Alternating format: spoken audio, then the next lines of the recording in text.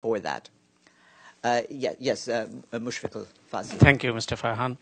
Do you have any update on Bangladesh situation? As you said yesterday that you are closely monitoring the situation, particularly verdict of the former Prime Minister and leader of the opposition, Begum Khaleda Zia.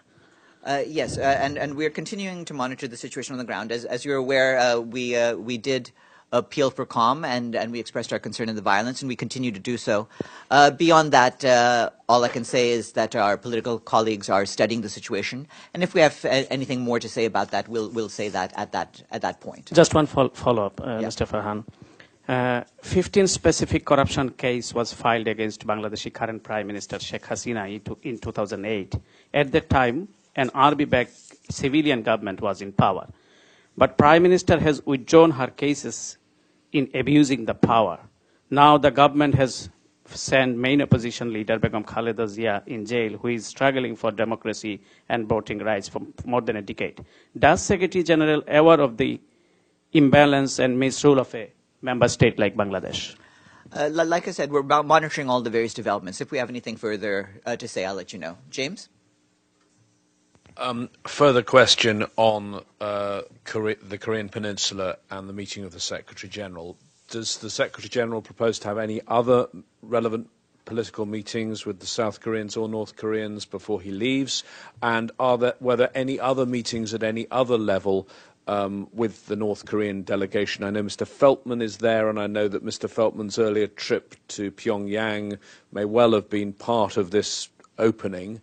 Were there any more meetings, and can you give us anything more looking forward? Has the UN set up any further process to meet the North Koreans? No, I don't have any further meetings with officials of the Democratic People's Republic of Korea to announce. At this stage, the Secretary General is back in Seoul, and in just a few hours from now, he'll be departing back for New York. So there's no further meetings with officials on the schedule for this particular trip. Abdulhamid? Thank you, Farhan. First, can you confirm that the Secretary General will be here on the 20th when President Abbas will address the Security Council? Will he attend this session of the Security Council if he's here?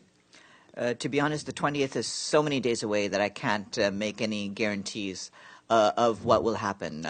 At this stage, we'll take it as it comes, and we'll see what happens with that. My second question, Farhan, there's over 1,000 Palestinians had been arrested since December 6. About 25 Palestinians were killed, including 3 last week.